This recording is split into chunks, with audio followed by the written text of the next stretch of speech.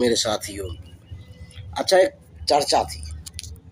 चर्चा ये है कि भाइयों, मूर्ख इंसान आप जानते तो हो ही।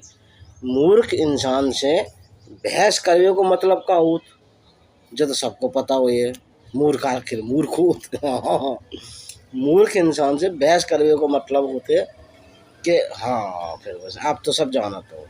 जैसे कि फिर वो बता दे रहे हैं, जैसे कि एक मच्छर जब गाल पे बैठा थे, है ना, और अब जोर से उसको भगाते हैं या मारते हैं, चाहे कुछ मान लो, है, मच्छर मरे या ना मरे, लेकिन कनपटी में जरूर पच जाते। ऐसा ही बात है जो सबके संग होते हुए है ना। जय हो। इसलिए मूर्ख इंसान से बहस कभी ना करें। जय हो।